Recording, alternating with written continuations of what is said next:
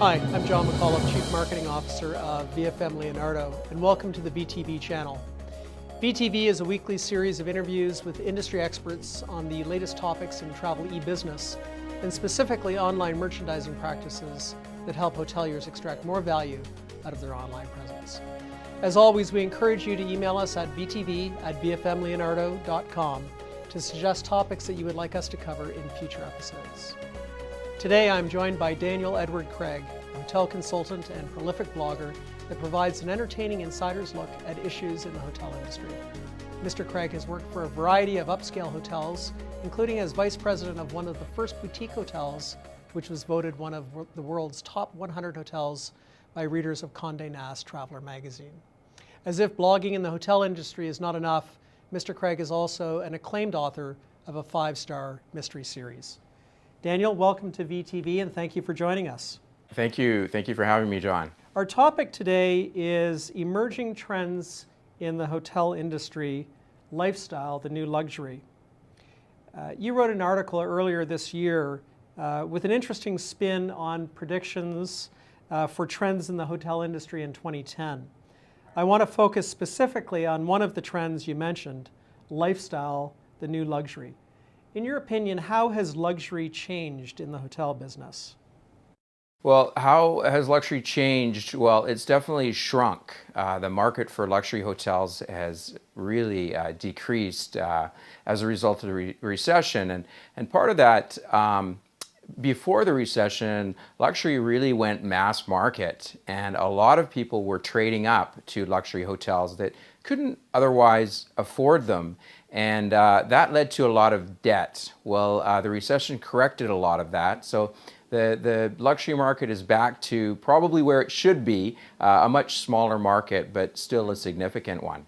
What exactly is a lifestyle hotel? Because you've linked the words luxury and lifestyle together. Yeah, well, I like to joke that when luxury became a bad word during the recession, that a lot of hotels just, luxury hotels went into their marketing materials and deleted all references to luxury and replaced them with lifestyle. But lifestyle is a lot more than that. And lifestyle hotels are essentially hotels that target a specific demographic of travelers with shared tastes and shared preferences and values and income levels. And they really are an offshoot of boutique hotels, which were interestingly started essentially by independent hotels. And so they're the next generation of boutique hotels with some key differences. One of the main differences is the lifestyle hotels are really being initiated mostly by the big chains. All the big chain properties have their own lifestyle brand. Starwood has a Loft, an Element, Hyatt has Andaz. And so it's a way for them to target more specific demographics and often a younger demographic and the type of traveler that doesn't want to stay in a large hotel that doesn't cater to its lifestyles. So essentially with lifestyle hotels, the hotel is an extension of your lifestyle, and no longer do you have to leave your lifestyle at home when you go traveling. If you like to, you like hanging out with your dog, there's a lot of pet-friendly hotels out there. If you're really socially conscious, more and more hotels are catering to eco-conscious travelers. There's a whole range of hotels that are catering to a specific demographic. And certainly when you talk about a hotel being an extension of your lifestyle, or you were also talking about hotels catering to people that had shared tastes and preferences. And to me, the word that comes to mind is personality. But you also used another word in a blog posting that you had, and you used the word soul. And you stated that soul is an essential part of any hotel. Yeah, definitely, and particularly of lifestyle hotels. And soul, it's hard to define because it's really all the intangibles of a hotel experience. It's the hotel's personality, the culture, the spirit. And a traveler stays at a hotel, it's telling them either, wow, everything just feels right for me, or something was missing. You know, maybe I'll try somewhere else next time. It's difficult for hoteliers because you can't, it's hard to define soul. You can't write it into a manual. You can't put a price tag on it. But it's really essential to cultivate that soul. And that really comes out of a hotel's vision and values and their mission statement and the staff that they hire, and making sure that's the basis of everything they do. Now, it's interesting because I've heard many times with guests on VTV where one of the biggest challenges for hoteliers is the fact that the internet has expanded this problem, in the fact that people's experience of the hotel is now starting much sooner than when they cross the threshold through the front doors into the hotel. So as a hotelier that, you know, if I was a hotelier that had a boutique hotel or a hotel whose real unique differentiator, if you were, was based on the soul of the hotel, how would I communicate that to travel shoppers during the shopping process? Well, there's a lot of ways to communicate soul. Part of it is in words, in the vocabulary that you use, in your tone. A big part of it is visuals. Having photos and videos and imagery that really conveys what the hotel is all about. Daniel, do any hotels come to your mind that are doing a good job at being able to communicate and articulate their soul, if you will, or their personality or their lifestyle better than others out there? Well, there are a lot of hotels out there that are branding themselves as lifestyle hotels. And I like to compare it to the boutique hotel craze in the 1990s, so to speak, where suddenly a lot of hotels were branding themselves as boutiques after they heard that boutique hotels were more profitable than other hotels. And now a lot of hotels are branding themselves as lifestyle hotels. Some are doing it really well. Some are kind of playing lip service to the brand. Some properties that I think are doing it really well, when it comes to a lot of travelers are really interested in, they don't want to leave their eco-friendly practices at home when they go on the road.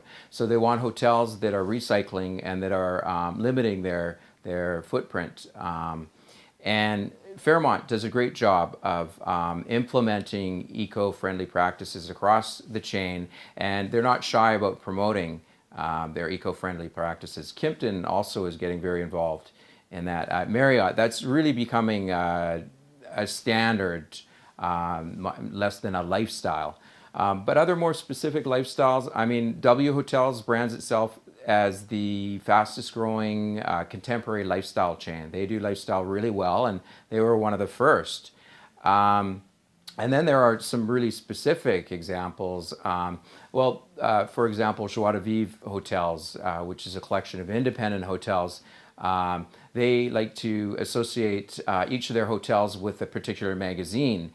So one hotel caters to the New Yorker type of reader. Another hotel caters to the reader of Fast Company. So they do that really well.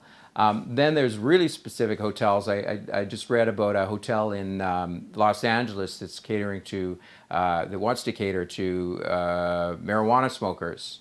Another nudist hotel in Turkey. So the possibilities are endless as long as there's a market for them. And they're certainly differentiating themselves on a single focus. You created something called Opus Hotel's Lifestyle Concierge. And from my understanding, that was a good instrument to use to be able to convey the soul, if you will, of Opus. Can you tell us a little bit about that and how you use that to merchandise the lifestyle of Opus Hotel? Sure, absolutely. Well, the idea behind our Lifestyle Concierge was to create a virtual concierge.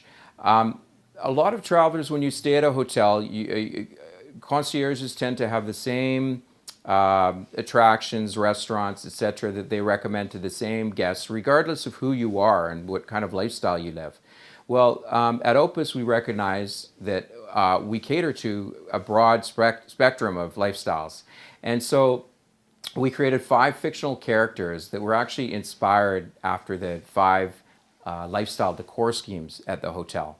And our guests can scan these individual profiles and decide which profile, which lifestyle best fits their own lifestyle. For example, there's Billy, and he's a bit of a party boy, a bit of a player. So people who are in town for a good time would probably go with his recommendations. Then there's Susan, who's more into the arts and culture scene, more into fashion. So anybody who's into that will go after her recommendations.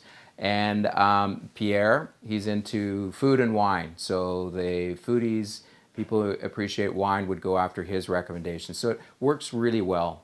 It sounds like a very good example of using customer segmentation and personas to deliver relevant experiences to guests. Yeah, absolutely. I'd like to think so. Are there other industries that you're aware of that we could look to that are also doing this type of work that and are doing a particularly good job at it? Well, the fashion industry has always catered to lifestyle. I mean, you know, often ads you see are less about the clothing and more about the lifestyle. And so rather than selling individual pieces of clothing, they tend to be selling a real lifestyle, whether it's a luxurious lifestyle or even a frugal lifestyle. Car industry is similar to that. They're selling an entire lifestyle in their commercials. It's interesting, the airline industry, they can't really, you know, have planes for specific lifestyle demographics, but they do segregate individual lifestyles, or at least income levels, on one plane. So, you know, in economy you have budget travelers, in business class you tend to have business travelers. If there's first class, you've got the upscale travelers. And then now that, you know, a lot of these planes have suites for the uber upscale traveler. Daniel, thank you very much